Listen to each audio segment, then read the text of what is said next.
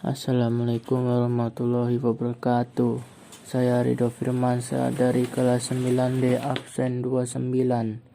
Di sini saya akan memperjelaskan tentang sejarah perkembangan Islam di Nusantara. Masuknya Islam di Nusantara terdapat 3 teori, yaitu 1.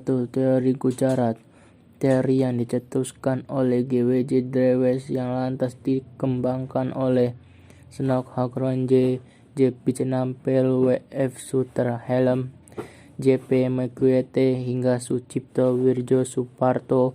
Ini meyakini bahwa Islam dibawa ke Nusantara oleh para pedagang dari Gujarat, India pada abad ke-13 Masehi. Kedua, teori Mekkah. Teori Mekkah mengatakan bahwa proses masuknya Islam ke Indonesia adalah langsung dari Mekkah atau Arab. Proses ini berlangsung pada abad pertama Hijriah atau abad ke-7 Masehi. Tokoh yang memperkenalkan teori ini adalah Haji Abdul Karim Amrullah atau Hamka, salah seorang ulama sekaligus sastrawan Indonesia. Ketiga, teori Persia.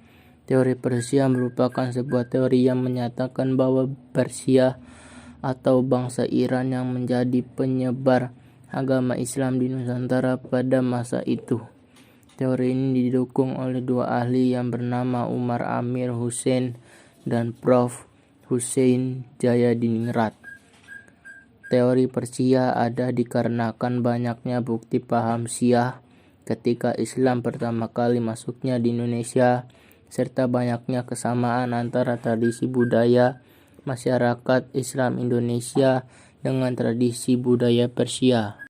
Cara masuknya Islam ke Indonesia ada 6. 1. Penyebaran Islam di Indonesia melalui perdagangan. Masuknya Islam ke Indonesia melalui perdagangan dimulai pada abad ke-7 Masehi sampai abad ke-16 Masehi. 2. Tasawuf.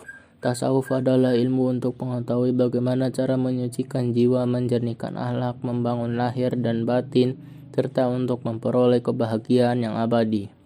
Ketiga, kesenian. Bisa dilihat bahwa penyebaran agama Islam juga dilakukan melalui kesenian berupa seni musik, seni pahat, seni bangunan, sampai sastra. Hasil seni terbit bisa Anda lihat pada bangunan masjid kuno di daerah Aceh, Demak, Banten, dan Cirebon. Keempat, pendidikan. Melalui pendidikan dengan cara membangun pesantren oleh para kiai. Jika kiai tersebut semakin terkenal, maka pesantren tersebut akan semakin berpengaruh dalam kehidupan masyarakat. Dakwah. Dakwah adalah suatu proses penyampaian ajakan atau seruan kepada orang lain atau kepada masyarakat agar mau memeluk, mempelajari, dan mengamalkan ajaran agama secara sadar, sehingga membangkitkan dan mengembalikan potensi fitri orang itu dan dapat hidup bahagia di dunia dan akhirat. Politik. Politik menjadi salah satu cara masuknya agama di Indonesia. Ketika seorang raja memegang peranan penting dalam proses penyebaran agama tersebut, maka rakyatnya akan mengikuti. Hal ini dikarenakan masyarakat Indonesia mempunyai kepatuhan yang tinggi.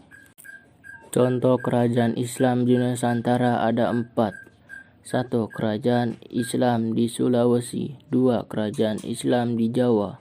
3. Kerajaan Islam di Kalimantan. 4. Kerajaan Islam di Maluku. Kerajaan Islam di Jawa. Kerajaan Islam di Jawa terdapat 3 jenis, yaitu 1. Kerajaan Demak. Kerajaan Demak merupakan kerajaan Islam pertama yang terdapat di Pulau Jawa. Kerajaan ini didirikan oleh Raden Patah di tahun 1478. Kerajaan Demak berkembang sebagai pusat perdagangan sekaligus pusat penyebaran agama Islam kala itu. 2. Kesultanan Cirebon. Kesultanan Cirebon masuk sebagai kesultanan Islam ternama di wilayah Jawa Barat sekitar abad ke-15 dan 16 Masehi.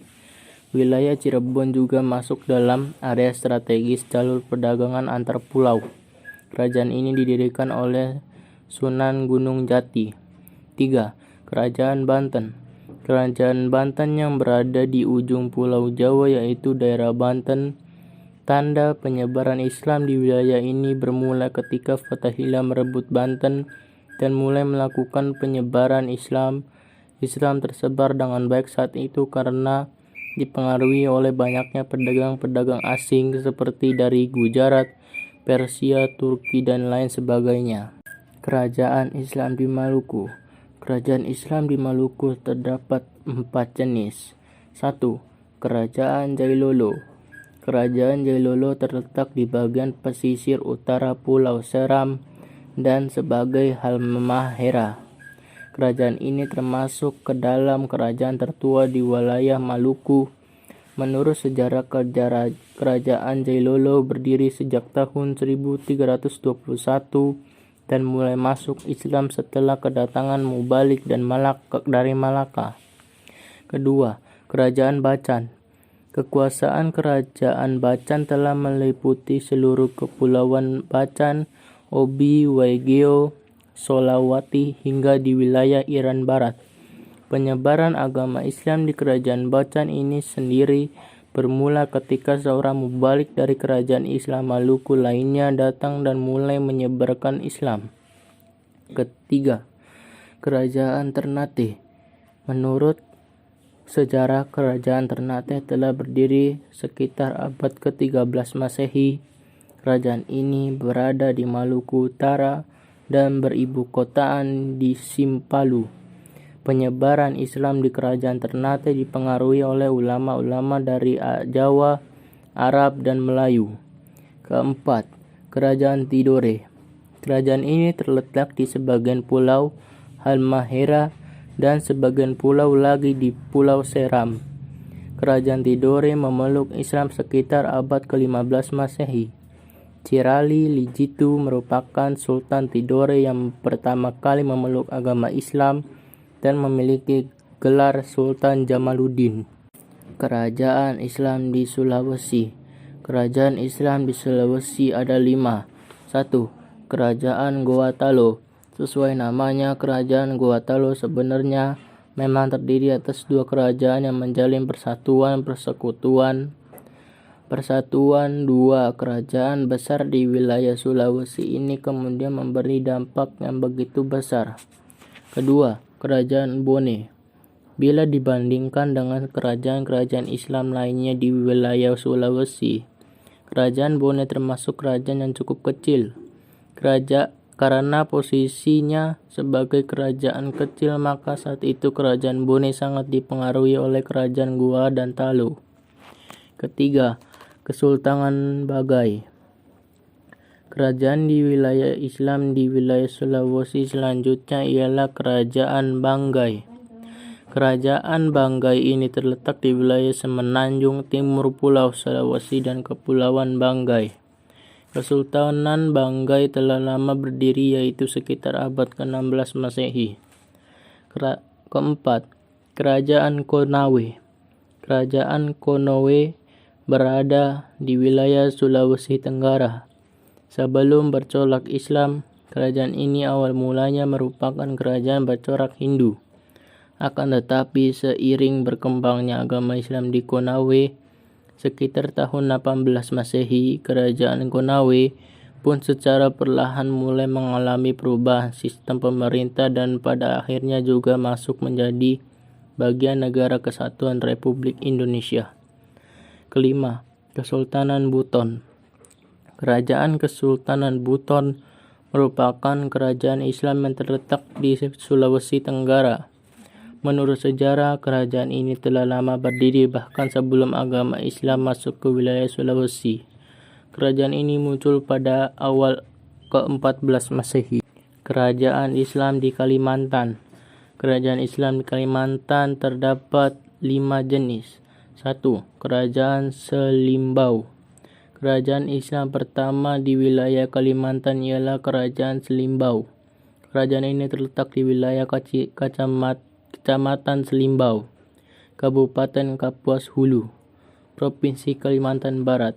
Sebelum memeluk Islam, Kerajaan Selimbau menjadi kerajaan Hindu tertua di Kalimantan. Kedua, Kerajaan Mempawah. Kerajaan ini merupakan kerajaan Islam yang berlokasi di sekitar wilayah Kabupaten Mempawah, Kalimantan Barat. Nama Mempawah ini sendiri diambil dari istilah menjauh Mempauh yang berarti nama pohon yang tumbuh di hulu sungai yang kemudian dikenal dengan sebutan Sungai Mempawah. Kerajaan Tanjung Pura. Salah satu kerajaan tertua di Kalimantan Barat ialah Kerajaan Tanjung Pura atau sering juga disebut dengan Tanjung Pura. Kerajaan ini telah mengalami beberapa kali perpindahan ibu kota kerajaan. Keempat, Kesultanan Pasir. Sebelumnya Kesultanan Pasir disebut sebagai Kerajaan Sadung Rangas yang merupakan sebuah kerajaan yang berdiri sekitar tahun 1516. Saat itu kerajaan dipimpin oleh seorang ratu yang bernama Putri di dalam Petung. Kelima, Kerajaan Tayan. Kerajaan Islam ini terletak di Kecamatan Tayan Hilir, Kabupaten Tayan, Provinsi Kapuas Raya. Pendiri dari Kerajaan Tayan ialah putra Brawijaya yang berasal dari Kerajaan Majapahit. Beliau bernama Gusti Likar atau sering juga disebut dengan Lekar. Sekian presentasi dari saya. Terima kasih. Wassalamualaikum warahmatullahi wabarakatuh.